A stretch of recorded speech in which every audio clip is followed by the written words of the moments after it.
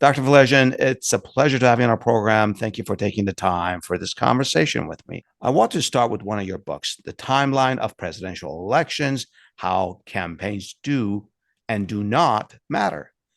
Right off the top, define timeline for me, please. What do you mean by timeline in an election cycle? Well, you can think of the timeline as beginning the day after the last election and continuing, right? Which, That's a long timeline. oh yeah, well, it's not counterintuitive though, given the behavior of politicians. Yeah, But yeah. it's the long campaign is the way we refer to this, and you can think of it as ending at the next election. And so that's the campaign timeline. And what we're interested in is how preferences. We know a lot about what happens on election day. We don't know everything, but we know a good amount. And what we're really trying to get at in this book is how preferences evolve over the course of the that timeline. We typically are focusing on a shorter period of time, usually during the election year, sometimes zooming in on the last 200 days, the last 100 days. So like January to November of, for example, 2024.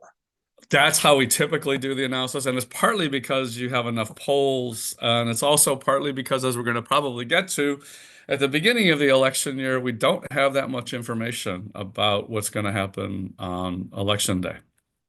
Um, It's you said we don't have that many polls starting and the timeline.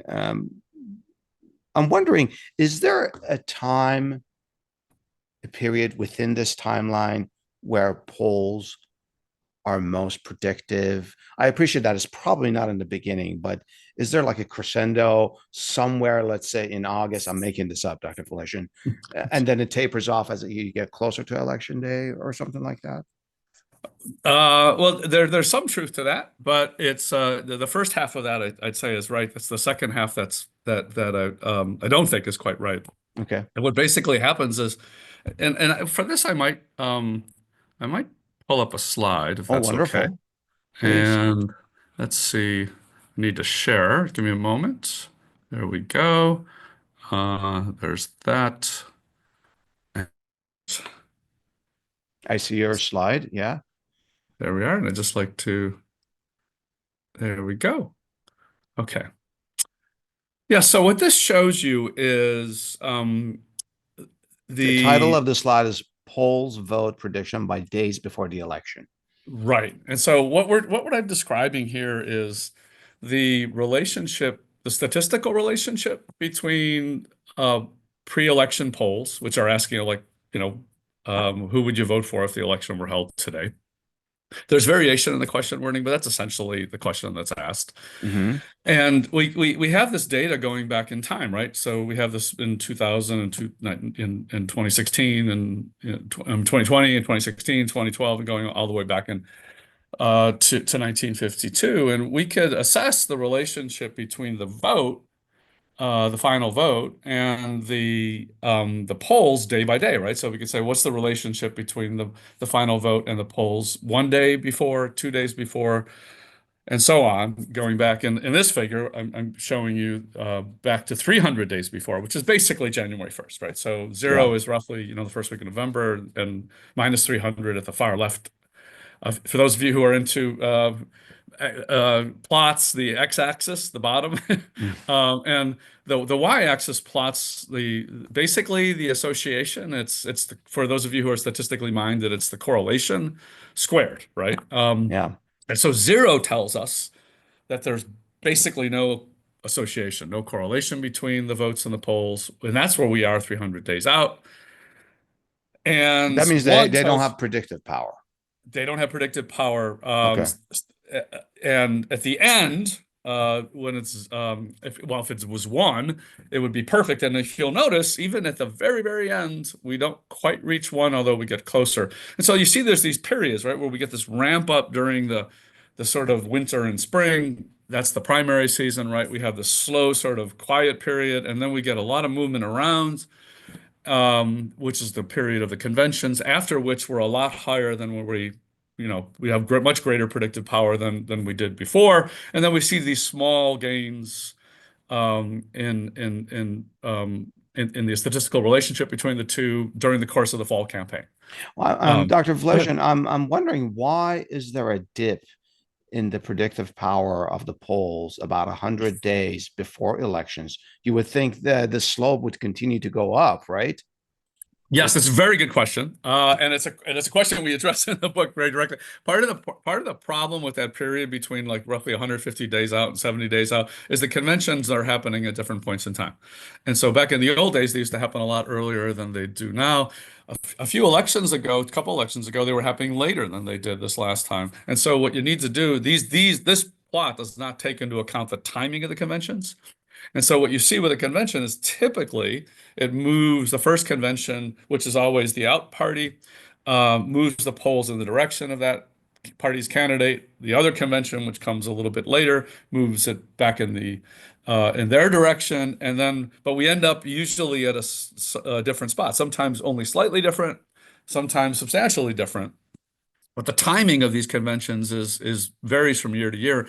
And so when you don't take it into account, you see this kind of bouncing around. I When you see. take it into account, you see a really nice jump that occurs pre to post. And Just when I posed this question, I went through this hypothetical, and you're the expert. I was just sort of thinking about this from my perspective of experience of having voted. I said, the predictive power of polls would increase by somewhere around August, September. I was making this up as I was going along, and then it dips. That's completely different than what your graph shows, is that the predictive power of polls actually increases as you get to election day. The reason I said that it dips and it really is a question, one of my questions to you, is because I felt like as you get closer to the election day, sort of polling fatigue sets in. But I guess my presumption was wrong, right? polling fatigue can set in, Yeah. but polls nevertheless can be reflective of the population's preferences, and that's what we find. And Yeah. it's not just here; we find this in other countries. We find this not Mhm. just in presidential elections here, we find it in congressional elections and Senate elections and so on. So it's a general pattern. Uh, what differs particularly across countries, is the how things come into how quickly things come into focus earlier. Um, I mean, these are presidential elections, and they're different from parliamentary elections, right? And so presidential elections, we're choosing between people, right? In parliamentary elections, at least oftentimes, commonly, we're choosing among parties. Yeah. And preferences for parties are a little bit, more stable, less fluid, right? Than for candidates. Um, One thing I did want to show you too, if that's okay, is just Please. there's another slide right here, which it's I think a little more intuitive, because what I just showed you in the first case was The this like title of this statistic. slide is Absolute Polls Vote Errors Final 100 Days. Yes. And so now we're zooming in, and this is, you can think about this as kind of, more or less in the after the conventions. Sometimes it's sometimes it's more after, sometimes it's not. So, Uh, sort of superimposing onto the prior slide, this comes right. after that 100-day dip that I mentioned. Right. This is we're trying to get up. I just want to give you a sense for that period where it doesn't look like we're seeing all that much action in the statistical association. Yeah. You see a good amount of action in the errors, right? The predictive, the match between the polls and the vote, which is what a lot of people ultimately care about. And so you can see 100 days out. The average error in the polls, match in terms of the match with the vote, is about 5 percentage points, right? Which is pretty sizable, right? Yeah. By the end, it drops down. It's cut in half. It's down to 2.5. So we see a sizable drop, and particularly you see over the last 20 days or so. And this is a period during which you find very, very slight improvements in that statistical association. So it's masking a lot of interesting action. That's happening. It's just not.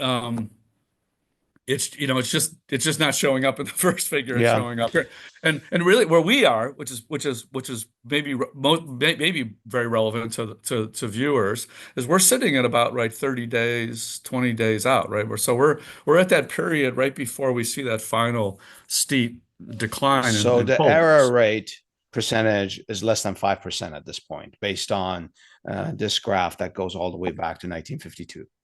Yes, I see. Um, so I take it that more polls are taken as we get closer to the election. yes. Okay, so let's establish that. Do these polls, Dr. Vlejian, become more specific? Like, does it, I mean, we can look at this several different ways: specific subjects, specific groups, like immigration, abortion, or like African Americans, Hispanic Americans, or rural Americans. Is that the case? That's a really good question. And it taps, ultimately what pollsters are trying to get it right. Mm-hmm. Um, at least the pollsters that the data with which we're dealing. And um, so these are not campaign consultant polls. These are not campaign polls. And they could be accurate too, but these are independent polling organizations. And so we know ultimately they're trying to get at the preferences of people they expect to vote. And that's a guess, right? We really don't know in advance who's going to vote. And I mean, it's helped a little bit by early voting, right? Where we get some sense because Yeah. we could kind of gauge, right, who's voting and who's not. Mm-hmm. So what they try to do late in the game is try to, and some polling organizations do this earlier, is create these likely voter models where they're predicting in effect who's going to vote. And there's a whole variety of ways they do this. Kind of like an avatar of a voter. Is that what they're doing? Well, it's really a statistical model, right? So you Yeah. have, the vote is a function of all these different variables that they might expect to predict based on previous election electoral behavior. And so, and some of them can put those kinds of models in place earlier, some later. My own research suggests that it's a good idea to wait on that. What specific time, that varies, I think, a little bit depending on the election cycle, and it may have lengthened in recent years. But before you're using likely voter models, there's a tendency to rely on registered voters. And so, okay, well, we don't know quite, it doesn't make sense maybe now to try to predict who's going to vote. So we'll just rely on all the registered voters. I see. And then before that, even earlier in the year, right, they might say, well, with the registered voter population isn't really very, very useful because it's just so early. We're just going to use a sample of all adults, right? People who Yeah. could potentially register and potentially vote on election day. Yeah. Are we done with this slide, Dr. Flesion? Yeah, yeah, want me to, yeah. Yeah, let's enlarge it Sorry. so that our audience can see both of us. No, that's perfect. That was a great slide. When I was preparing for my conversation with you, I came across a question that you had actually posed, and it was in one of the web pages related to you. It's such a simple question, but something that You're making me nervous now. no, no, no. It's something that you don't often think about, but it's sort of it's always in the background. I'll just share the question with you. Do voters cast their ballots for the candidates whose platforms and positions best match their own? Or is it all about campaigning, right? Or do they Right. vote for the candidate who runs the best campaign? Do polls help answer those two questions? Okay, there's a lot there. Yeah, To a large extent, that's what the book's about. yeah, yeah, yeah. So, no, I like that. There's a reason why we posed it that way. We think Yeah. that that's an engaging question to a lot of people, and I'm It glad. I'm glad engaged you. me for sure. Yeah, yeah. Oh, I'm glad. I really like that. But to put aside the poll side of that, we could come back to that if that's okay. Let's start off Sure, with this sure. first question. Like what? Um, the way I think we would describe it is there's these fundamental variables that matter on election day, And some of these are internal to us, and you could think about like maybe the classic one in the modern day is party identification, Yeah, right? So yeah, we yeah. we have this partisan, and the way I think about it is this inclination, right? This attachment. You could almost say the probability of voting, right? And that could uh and so that's going to matter on election day. The question is, when does it start kicking in, and to what extent do campaigns help that? That's part of this part of what we're interested in. But there's other fundamentals. They're not all just internal. There's also these external fundamentals, and you could think about maybe the classic one is the economy, right? Is the economy going well? Is it going badly? Is it going a lot The old better? saying is the economy is stupid, right? Yeah, Jim James Carville's Yeah, one of his, I think, many claims to fame is my book. exactly. But Yeah. he exactly, and we call those external because they're not really, from within us as individual voters, but they kind of act upon us.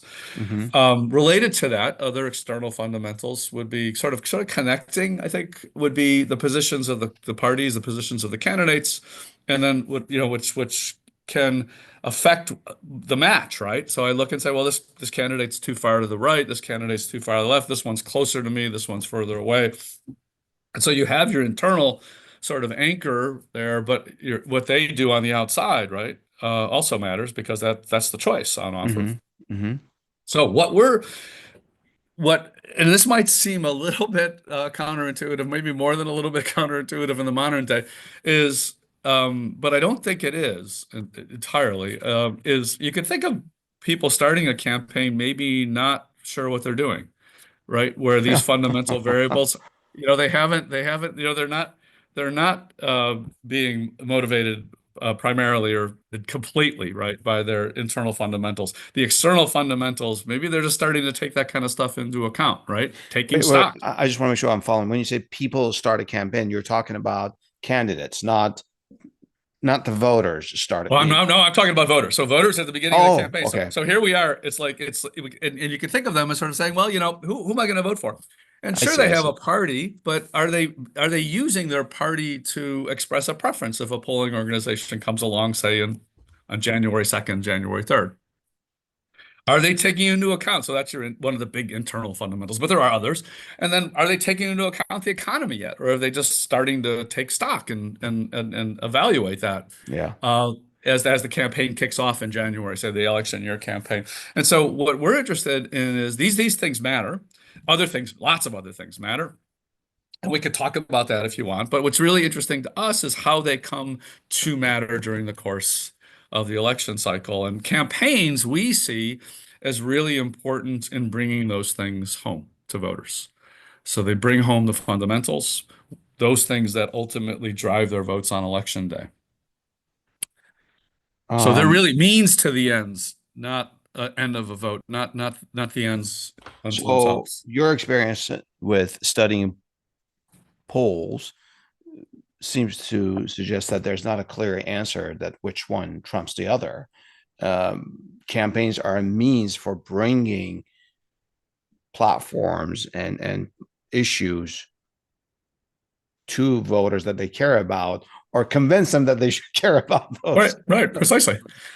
Which you mentioned other parliamentary democracies, and I'm intrigued. That's got to be a little bit different. I don't want to go on a tangent, but because their campaign seasons are much shorter than ours, right? Yeah, they've been lengthening, Oh, there, but you're yeah, right. They are shorter. interesting. Some are shorter than others, right? But Um, you and your colleagues have a project that I thought it was just really fascinating. It's the name of the project is Data Sets on Polls and the Timeline of Elections. I actually read it and clicked several different places to read more about it, but I'm going to stop and have you please tell us about it. It was really awesome. well, it's just a pretty natural. Thank you. I appreciate that. That's a very active place for me now. My main co-conspirator in this work is a guy by the name of Will Jennings, Hmm. Hmm. who's at Southampton University in the UK. Actually was a former student of mine at when I was teaching at Oxford Oh, University. wonderful. And he's a great scholar, great guy as well. And he and I basically started extending this research I was doing with Bob Erickson, right? My main co-author in the on presidential elections. Um, and in the research on presidential elections, Will was like, well, why don't we consider how this applies in other countries? And we started off with the UK, and we found that it's different. And then we decided to keep going. And so we produced, collected this data from, I think it's now approaching 50 countries, maybe more, 350 elections.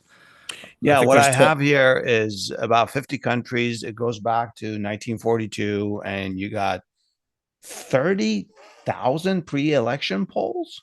No, it's more now. It's We just more haven't now. posted them online. Like, it keeps growing. People sending us, and it's very funny. Wow. People was, Chris, why don't you have data from here? And they send us the data, which is great. You Occasionally know, they find errors. We type things harking back to incorrectly. my own previous life, to my own background, this is almost like a clinical study where you're bringing more and more patients, looking at them retrospectively to learn. So what is your purpose in gathering all this data? What do you wish to glean from it? Well, what we've done is we've produced a few articles, and we're in the process, just about to, hopefully, just about to start in on a book. So a number of things we were interested in the first place is how the kinds of patterns we observe in the United States and the UK um, differ across different countries. I mean, which where the electoral institutions differ and the governing institutions differ. And that's really where we started. We then continued with From a polling perspective, differ.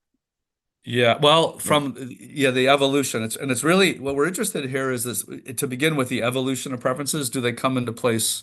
Do they come into focus earlier, later, um, and why? Cross countries. And we were then moving on to do political parties because we know we have reason to think that this tendency for preferences to come into focus um, over time may differ somewhat for large parties and small parties, for extreme parties versus more moderate parties. Mm-hmm. And so we were pursuing that, which we just recently published, actually. But then we're kind of engaged by all this discussion of polling errors, right? Because in the wake of the 2016 election here, the Brexit election in the UK, um, we were kind of, well, how has polling performance changed over time? And so we did a piece it published in Nature Human Behavior, which ended up getting a lot of attention, understandably, which sort of said, well, polls haven't gotten worse over time. If anything, they may have gotten a little bit better. So that was one. How little have they gotten better? Is it by market percentage or just slightly? Well, if you wouldn't mind, I could pull up some more slides for you here. Please do. We love your slides. Well, I hope hope you let's just see how this goes here. Let me just I have one. Yeah, so this is here we go. This is a there we go. And feel free to read the title if you'd like while I'm getting the Absolute error using polls during the final week. Now, this is both UK and the US.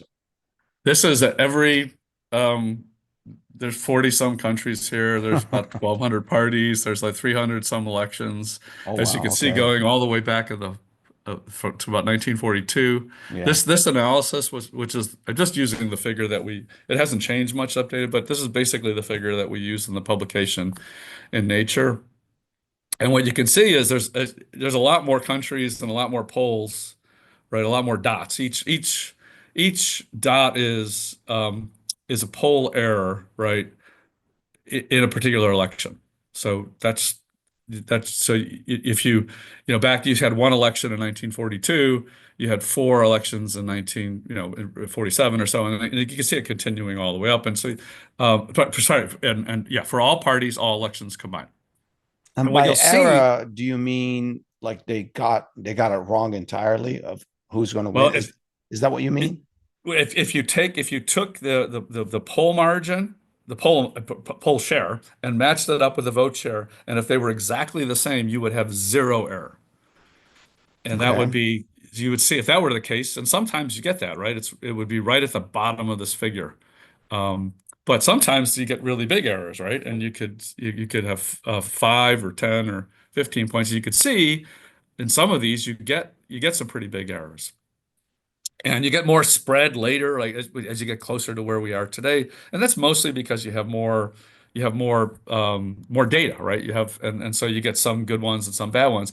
What's really interesting to us is the averages. And if you look at the averages, they're depicted in those solid dots. Yeah, the Um, the black dots. Yeah. yeah, they haven't changed really very much. I mean, you could say, well, maybe they're a little bit higher than in 1942, but I mean, that's just one election, right? And if you look Yeah. at, you know, if you take, say, the 40s or the 50s and the 60s, we're about where we were back then. Um, when we actually do a statistical analysis of this, we find a slight decline over time. It's not highly, it's not statistically significant. It's not highly And reliable, it's not but that visible here either when I look at right. this graph. So does that mean that we haven't gotten better at polling or that issues and society is just more complex? Well, I think, we haven't gotten any worse, and if we haven't gotten any better, we haven't gotten any worse, and that's not bad either. And I Yeah. think that's particularly, I mean, what I think is really a little bit reassuring about that analysis, and what I'm showing you here is a handful of selected elections since 2015 and you'll see here you'll see some that are above and some that are below, but on average these elections are about where they were, right, historically. But part of the concern, and I think you're very aware of this, and many of your viewers are as well, is that polling has changed a lot, Yeah. right? People don't like responding to polls the way they used to in the past. The technologies have changed, right? We used to do it in person, and then we went to telephone, random digit dial, and then then we've fragmented. We have these interactive voice response, robo calling kind of approaches. You've Yeah. got Yeah. online panels, um, and so through all of that, somehow the performance of the polls hasn't gotten worse. May have gotten actually a little bit better, but I'm not going to push that too hard because we don't have clear, particularly strong evidence of that. Yeah. Um, we'll be back after a short break to talk about election polling organizations and methodologies, a kind of continuation of what we've been talking about right now. We'll be back. Dr. Vlejian, can you identify the most prestigious election polling organizations in the US? Why do you laugh at that Well, this could question? get me into all kinds of trouble. Yeah, yeah. No, but So, as a citizen, I'm really intrigued. You get all these polls, and we'll get into how many there are, but you're like, well, which one of these is really prestigious? Me and my cousin Bobby could start a poll online these days. you could. Yeah. So Um, what are the prestigious polling institutions in our country? well, I think from I mean I don't there's a lot of historically it's Gallup, right? Yeah, So I yeah. mean in 1936 they really break out and they there was a famous error in this poll by Literary Digest magazine back then and Gallup had just launched, and they were predicting FDR, and Literary Digest was forecasting Alf Landon, and Yeah, right. I think a lot of people know the story, and what happens is FDR wins, and Gallup is the toast of the town, and that continues until, believe it or not, in 2016 when they stopped doing these pre-election polls, right? So Gallup is no longer in the business of these vote intention polls before elections. And but there are a lot of a lot more Wow. and more and more organizations doing this, and like as you've said, and of that group, the one I probably rely on most because I think of it more like the Bell Labs of. I don't know if your viewers are. I'm sure you are aware Yeah, of yeah, this, Bell Labs. but Yeah. yeah. So I think of the Bell Labs of the polling industry is the Pew Group, Pew Pew Research Research Center. Center. Yeah. Yeah, they're just out. I mean, they're just outstanding, um, and they do polling, but they do reports and analyses, and yeah, I just love them. I think they're great. Um, there are a lot of other good polling organizations too, and I don't want to get into naming names really too Yeah. much there, but I will say that, a lot of these polling aggregators that we have in the world today, and one that probably most comes to mind for viewers and you maybe is 538. Hmm. They don't include all polling organizations in their aggregations of polls and their forecasting models, and there's a reason for that. And to the extent they do, they oftentimes weight them based on the kinds of technology, the methodology they employ. Hmm. So here's an A poll, here's a B plus poll, here's a C minus poll, and so that I'm gonna. It seems like I'm evading, but I don't think I really am. I think that there are people who spend a lot more time trying to grade these polling organizations, and I encourage your viewers to take a look at those at what they're doing. So, um, are do you have a number of or an estimate of how many polling institutions we have in our country? Let's take out my me and my cousin Bobby. I don't have a cousin named Bobby. I just made that up. Let's take out small polling sort of outfits out of the equation here. How Well, many? I think, I mean, again, it depends on where you draw the line. I see there's 50, 60 roughly. There's a 50s? lot. Yeah, Oh, there's a that's not lot. that many. I thought that you would say thousands, 50, 60 polling institutions in America that really stand out. Well, and that are regularly polling. I mean, I think one thing you want is just not just Adele and Bobby's, one shot poll in September 2022, right? Yeah. That's not, I'm probably not going to be including, I might not include that, but if you're a regular polling organization, I would be able to have a better idea of what you're doing. I have a better idea of the performance of your polls, right? How do they match up with others? How do they match up with outcomes? Um, what kinds of, when you peek underneath the hood, right, of the polls, do the distributions make sense given what we know about the distributions of those Hmm. characteristics Hmm. out in the public, right? Those are the kinds of things. And for that, you need to have some experience. Yeah. I'm not going to rely on one poll Yeah. for Yeah. that, probably. Um, are any of these polling entities sort of services for hire? I can't think of any one because I'm not in this industry. But second, when I think of places like the Pew Research Center that you identified, or let's say it's CNN poll or NBC poll or the New York Times, Wall Street Journal polls, they're not services for hire. They do their own for their own audience. Right. And campaigns certainly are not services for hire. Some of them don't even share their findings, right? Am I correct on that assessment? Right, right. Yeah. Yes, and we're not sure like what when they do share what, why they're sharing that, They're right? cherry So it's picking yeah. probably. Well, I don't know. I mean, I don't know. Yeah, That's another conversation, I that's another think. conversation. So let's go back to my question. Are there any polling entities that are sort of services for hire? Well, I mean, they may be to some degree. I think a lot of polling organizations, I think, will do work for hire. I don't know enough about that. I'm not Yeah. inside.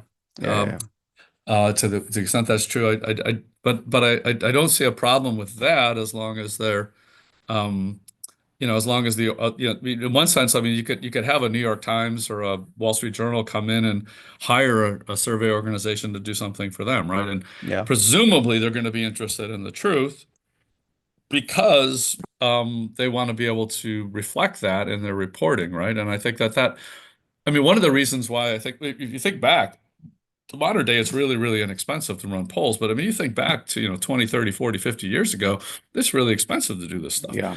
And these media organizations are paying a fortune to do Yeah. this. And the question is, why are they doing that? And my sense is that they actually wanted an accurate read on where the public is, and so they can reflect it in the kinds of issues they focused on, and maybe the kinds of editorializing they did as well. Exactly. Um, so let's switch over to methodologies. Is there or are there, I should say, are there tried and true methodologies in polling, or is it something that has constantly been evolving since going back to 1936 when Gallup started this? Yeah, well, I think the answer was there were tried and true second approaches, and that's no longer the case. Uh, yeah, I mean, it's kind of the Wild West out there from the point of view of polling. That's Really? not really quite fair. I mean, I think we went from I think it just repeats a little bit what I said earlier. I'm sorry, but we went from in person to random digit dialing phone, Yeah. and then and then in a bunch of different directions, right? And so for a while, actually, there was a movement, like it's a big move towards online. There's combined approaches now where people are doing some online, right, some telephone, and so what I see in the modern day is a bunch of different stuff happening out there, and in one sense that's really great, because it might not be particularly in the modern day where the world is different, technology is different. Um, Reaching people is different, right? What one needs to do to accomplish that. It might make sense to have a diversity of approaches, particularly for those of us who are viewing, right? So, Yeah. your organization does one thing and somebody else's does another, and we have the benefit of these polling aggregators who can kind of put them together, while also taking a peek at what, to the extent they can, at what those different organizations are doing, and produce something for us that's meaningful. I see. So there's no one particular polling approach that you say, okay, this is the main polling method. Everything else is sort of tangential and sort of supplementary to that uh, main sort of polling strategy or method, right? Well, there's a, and you know, it's just ideally we'd be able to put everybody in a big bin, right? Yeah. And then pull out randomly, right? Like a lottery, right? 1,000 names, and then go interview them and get those results and tallying them up. But as you know, it's really hard to get everybody in that bin. Yeah. Um, and then it's hard when you pull out the 1,000 to get, in given current response rates, you might get 20. So then you need to pull out another 1,000, Yeah. and so right, and it's further complicated by that when we're doing just samples of the American adult population, you could kind of conceive of everybody being in that bin, but when you're talking about likely voters, right, who's going to vote, you really don't know Yeah. for sure, right? You have some idea, and but you don't know for sure. I mean, most things people are between, there's death and taxes, right? And everything else is a probability. That's right. Right. And Yeah. that's the most important thing to keep in mind when Um, we're doing all this. I'm wondering, are there university degrees for polling, or are you just going through sort of statistics and math, or are there political science minors or majors that you could have in polling? I don't know about my majors and minors at the undergraduate level. I mean, we offer courses on that. That's an interesting question. I don't know, and I should know the answer to that. Interesting. There are master's programs. And different I mean, classically Michigan, I think in conjunction more recently with Maryland, have been producing Oh, graduate, yeah, master's programs. Okay, MAs. yeah, All and right. with also PhD emphases. I mean, Michigan has really been the leader in a lot of this, but you could pick up a lot of this. I mean, for instance, in my department here at the University of Texas at Austin, you can get a lot of you can get a lot of different training and use, right? Application Yeah. of that would be relevant to that. But I should look into that. So thank you for asking. No, I'll circle that's back. I've I've always been interested in it. Is this something that you actually get a degree in? And to an extent, you answered that. For example, University of Michigan, you can get a master's or you can get a PhD. You said that at the current response rates, and you go for 1,000 people and you only get 20. Now you got to go back to the bin. which brings me to this question.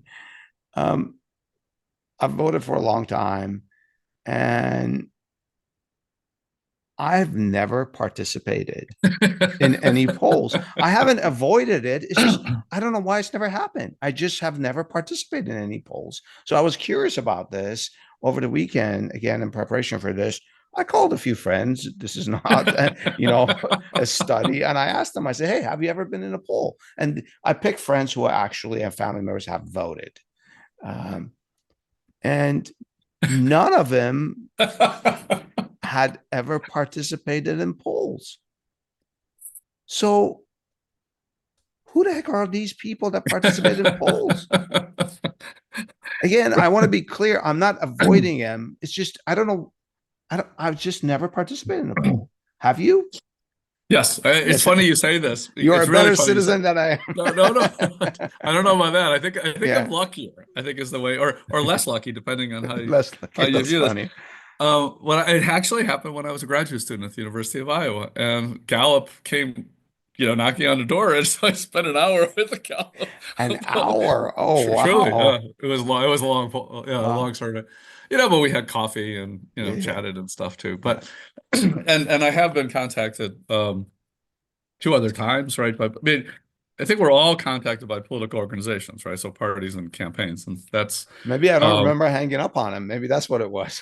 You well, yeah. don't. My sense though is in the modern day, a lot of people they see something that could be a poll, and they're like, no, no, I don't want to do They just it. I call it don't, marketing. I'm gonna skip that one. And that I mean that's probably part of the explanation for what we're seeing, right? In terms of, I mean, first off, the way people live, their cell phones, Yeah, yeah, yeah, and their screening, but I mean the simpler answer I think to this is, and this was true even in the old days, right? Is roughly today we have, I think, 250 million, actually more, right? Adults, right? yeah. So 18 and above in the United States, there's all. So let's, if we're talking about a survey of 1,000 people, right? They do really low odds of Yeah. getting picked if they're doing it randomly. And even if you think about it, if they're doing it like 1,000 a week, this is what they used to do in the old days, right? Like 1,000 a week during the course of a year. And so you'll get 52,000 at the end of the year. And none of those people would be the same, right? Yeah.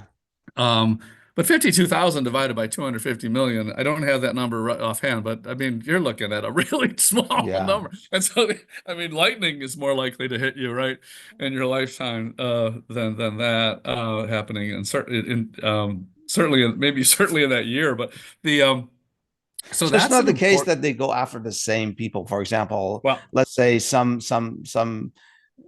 Americans are more passionate about politics and they somehow volunteer more for polls, or pollsters see that they responded 4 years ago or 2 years ago, they go back to them.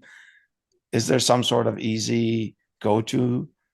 this is the second half of the answer, and you're anticipating it beautifully because I think this is what um, they don't choose really randomly entirely anymore, right? So a lot of what's Oh, happening is we have these online panels, right? So instead of asking 1,000 different people week after, randomly drawn from the broader population, in theory, um, each week, right? yeah, yeah. Now they have the panel of the same the same people ask week Oh, after week after week. And some people rotate off, some people rotate on. But so you're looking at this population of basically professional, semi-pro respondents, right? That at least that's not all of what's happening in the modern day. oh, But these wow. online panels, I mean, they're built to be representative, right? But then they go back to these people. And and so that's one. And so you do have like now, so it's interesting. And so in the modern day, to the extent we're focusing on, given the growth, I mean, more than half of these organizations are using have an online component, right? And so you have, so it's a big part of what's going on today. They're not, you're either going to be in that panel or not, right? Or in one of those panels or not. And so if you're not in one of those panels, you're not going to be interviewed by those organizations relying on those panels to produce, right, polling estimates. Wait, if you're in a panel, let's say I'm in a panel now, and I was in another panel last year in 2023, and for the midterm election in 2022, that means that I feel really passionate about politics and I have the time to do this. Um, but this all of a sudden doesn't seem to be a sort of a unbiased representation of our society. Well, Does that make sense? Like your average Joe or Jane is working and is not taking polls versus this panel is there. Are they getting paid? yeah, they do get paid, and Oh my they are gosh. designed to be, but they are designed to be. Most of these are, and especially the really good ones are designed to be representative and remain representative of populations, and they can also like choose subsets depending on what your interests are, right? So we're Hmm. interested in this group, and so they are, Jane and Joe, the average Joe and Jane are in there in theory, right? And probably in practice, at least, but they also, um, but it's the average Joe and Jane who want to do it, Yeah. right? So it's not the average Joe and Jane who don't want to do it, right? Like you might say, no, I'm not Yeah. interested in doing that. I don't have time for that. Now With maybe those people are different. And this, maybe they become different because they answer surveys all the time, right? I don't know. That's a yeah. Um, Dr. Vlejan, this opens up a different question. In segment one, in the prior segment, I asked you about the predictive power of election polls, right? And we went through slides and you shared that with me. My assumption that it dips in August was wrong, but that's fine. Uh, I was speculating based on my own experience. But um, do you think polls, aside from their predictive power, also have the power to influence? I particularly asked this question because we're talking about these panels that have been there 2, 3 years. Maybe, a person gets off of them for a few months and comes back. But they want to show, for example, that more people are interested in voting for Mr. Trump. So they join a panel and they say, yes, I would vote from Trump or I would vote Kamala Harris. And the more you see that, the more, I don't know, the Democratic Party gets fired up or the more um, they become complacent. It could be for either party. So do polls also influence? the actual outcomes. Yes. Yeah, that's well that Has there's anyone ever asked you that question? yeah, we talked about this is there's not a whole I mean at the presidential level I would I mean it's interesting is that so how would we theorize that? And so I think the political science view on this would be and there's some evidence to back this up, right? That if it's considered, I mean, the mechanism probably is through turnout, right? That would be the first, the Yeah. starting. That would be the sort of political science. So Yeah. if you see a a an election that looks to be in the bag, right? It looks to be settled. There's nothing, there's not really close. There's not really any point in me going to vote or not much point. You may be less likely, right, to vote. And so that's one way in which My it could party happen. is winning anyway, so I'm not going to vote. Right. I'm not going to bother. I Um, see. So that's one scenario. Right, or my party's losing as well, right? That's Yeah. it's done. There, it's a done deal. Yeah. Yeah. So, and I think there's probably reason to think that your instinct there might be more accurate than the alternative, right? So, but and so there's that possibility. So but that effect is we're mostly our first manifestation of that would probably be in different margins, right? So leads that look like they're going to be really big or turn out to be smaller. Maybe leads that look like they were going to be smaller turn out to be larger. So that's one way it could happen. It can also, it's also possible, right? It could actually cross the line, right? So one possibility is people um, look and say, well, I'm gonna, I'm not gonna vote, or, well, I don't really care for either one of these candidates, and so has it in the bag, so maybe I'm just gonna I might have voted for, if it was closer, I might have voted for that one candidate. I might have turned out and not stayed home. And instead, I'm going to stay home, or maybe I'll vote for some third party candidate to express my dissatisfaction. So that's possibility that we could observe too. And some people have tossed that out as what might have happened in 2016 Yeah. in certain states, right? Hmm. Hmm. There's also some evidence, I think, that's more in line with what you were originally suggesting that or asking about, which is this possibility of kind of a bandwagon effect. Um, but there's not a whole lot of evidence supporting this, and particularly the kind of big elections that we tend to focus on. Yeah. Smaller Interesting. elections. The thing about polls, when we ask these general questions, I mean, there's all kinds of elections in this country. We've got Yeah. polls, right? And national level polls, state level polls, right? We've got state level gubernatorial and Senate elections. You've got Yeah. districts and so on, cities, counties, and there's Hmm. there's so many elections in this country. Yeah.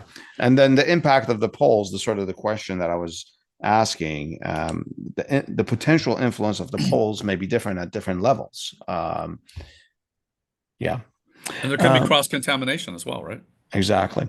Let's take a break here. Stay with me and Dr. Vlejian as we get into the perspective. Dr. Vlejian, have election polls ever really badly botched their predictions?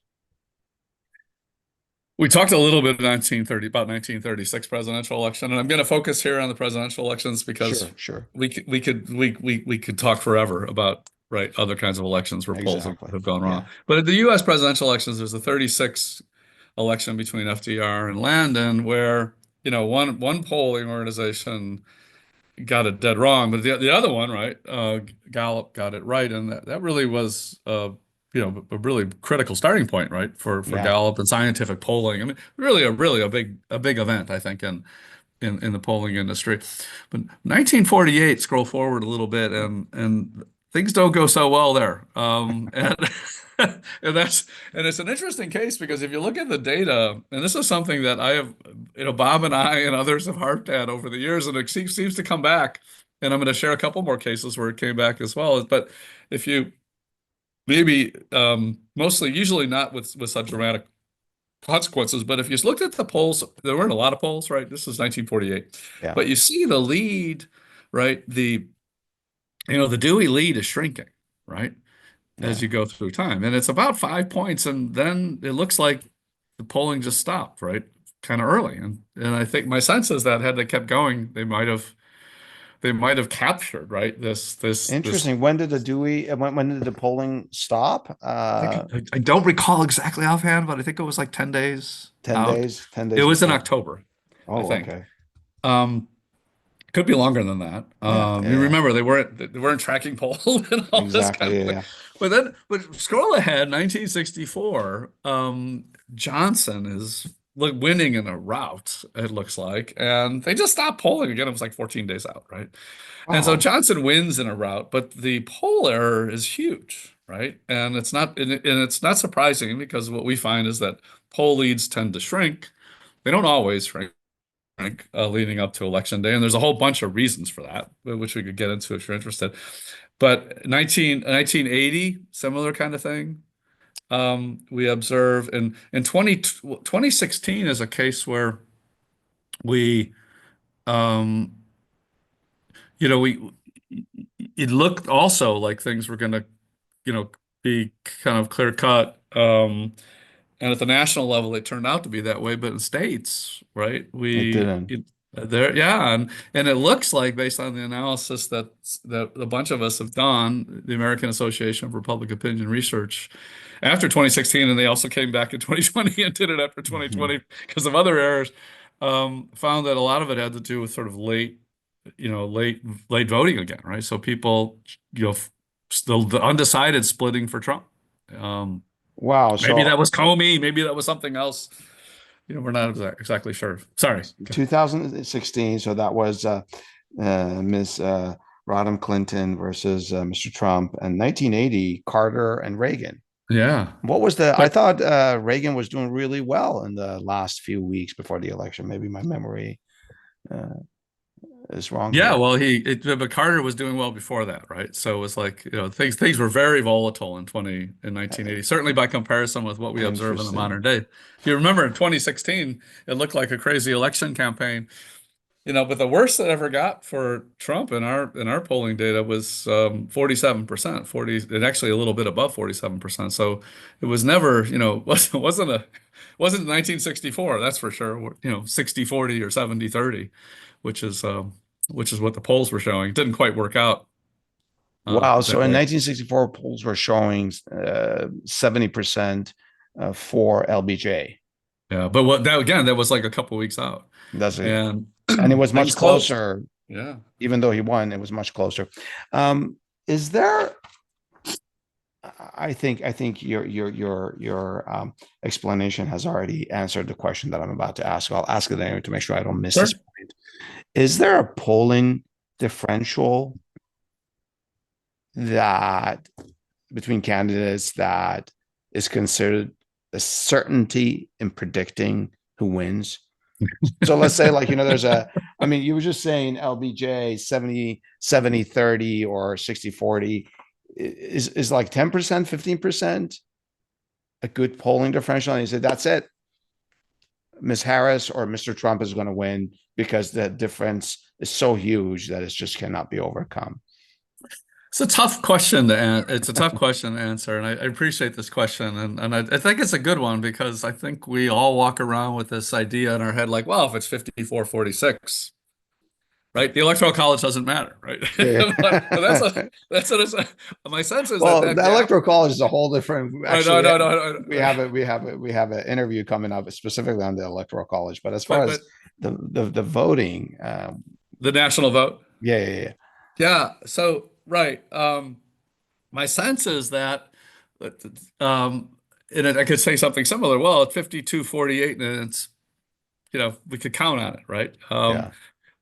The problem is that I'm sorry, at 52% to 48%, we can count it as in well, that's a good margin, or no, that's within the error well, margin it's a of error. pretty, but the thing about the error, that's an interesting, it's because when we talk about errors, we talk about one poll, right? But when you've got like 15, 20, 30 polls and they're all showing three, four, five, that error Oh, is no longer just, it's an aggregated error, right? And you're aggregating across different methodologies, which also introduce some error, but they also can cancel out, right? But that's the big question is to what extent, I'm not trying to say 52-48 is magical, but it may be, it's going to be more likely, right, that the popular vote is going to end up in that direction mhm. than if it's 51-49.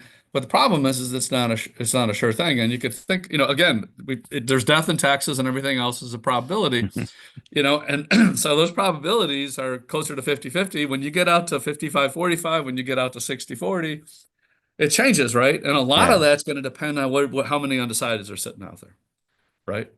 because those because they can do darn things that you don't fully undecideds. expect. Yeah, Yeah. those undecideds. I mean, there's still a few left. But I really like the point that you made about the margin of error. I had not quite thought of it that way. So let's say 5% is within a margin of error in one poll. But if 17 polls are giving you the same thing, that sort of you do a weighted average of that margin across these 17 or whatever number, then that gives you more certainty into uh, the potential outcome, right? Well, it does. Actually doing that aggregation is statistically complicated, but it's Yeah. not. It's not super easy. But it's essentially intuition is exactly right. Yeah. So given your decades of research, I think you're Uh-oh. anticipating what I'm about to ask. In polling, based on all the polls that have been happening since January of 2024, and now we're in mid-October, do you, Dr. Vlejian, have a prediction for this election? Um, Well, I think it's sometimes I mean the best way to approach it sometimes, and it's I think you're very welcome to this, is sometimes circumstances following your last question, sometimes Yeah. circumstances are clearer, right, than others. And what we have this time is something that I think is less clear. I think there's reason to think that that Harris and Walz are going to win the national popular vote, but it's less clear. That's not a certainty. It's not so clear that that's going to translate into an electoral college victory for them. Oh, so you Oh, think uh, the Democratic ticket is likely to win the popular vote, whether or not they win the election? That's a different conversation altogether. yes, and one, well, at least based on the polls and other kinds of information that I use when I'm doing these kinds of things. I mean, it's not just about trial heats pitting one candidate against another. There's also there's economic information, presidential approval. Yeah, There's cost of ruling, incumbency. You throw in all, there's other information, right? We could try to put it into your yeah, model, and when I do all that, it's pretty much, I think, where the polls are showing things because these indicators are not all moving in one direction or another. So there's not a reason for me to think that the polls are going to move towards Harris and Walz or away from Harris and Walz in the coming weeks. I think it's just really hard to say based yeah. on the information I have, at least. But you did make a, let's not call it, I don't want to put you on the spot, a prediction, but you did sort of suggest that based on what's been happening and the polling has happened thus far this year, it's likely that Harris and Walz will win the national popular vote. That was your That would, sense. yeah. Yeah. If I had to bet, I'm not betting though. I mean, and I could, right? I'm not in Polymarket. Okay. So I'm not. There's all of that. Yeah. And just, this is a conversation for another podcast. Democrats have won the popular vote several times Mm, and lost the electoral college. It goes all the way back to the yeah. 19th century. That's conversation for another podcast. So if you wanted our audience to remember just one point about polling after everything we've talked about, what would that one point be? Um, about pre-election polls. Sure. Okay. Yeah, because there's a broader point about public opinion, but it's hard. It's hard doing this when elections are close, or the electorate is divided. And even when it's clear, they're imperfect, right? So there's but it provides information, right? And um it's it but and the best way to evaluate them is probably, particularly in cases like this, like Brexit, when you're looking at 51-49, 52-48, 50.5 to 49.5, um, we probably want to keep in mind that getting on the right side or the wrong side of 50-50 is hard, Yeah. right? And I think what we really want to be focusing on is how much of an error in their estimates were. So for instance, if it turns out to be 49.5, right, and I've got it 50.5, that's really not that's really not that bad. I mean, if it's 49.5 and I've got it 45, Yeah. I mean, technically I've got the right side, but my error is pretty sizable, right? Yeah. And so we should keep that in mind, I think, when we're as things move forward and we evaluate polling. I see. Dr. Vlejian, thank you so much for educating me and our audience. And to our audience, if you know of any history that could provide more perspective from the past on this subject, please share it with us and tell us what's your perspective. Thank you so much, Dr. Vlejian. This was really good. Thank you. I had a blast.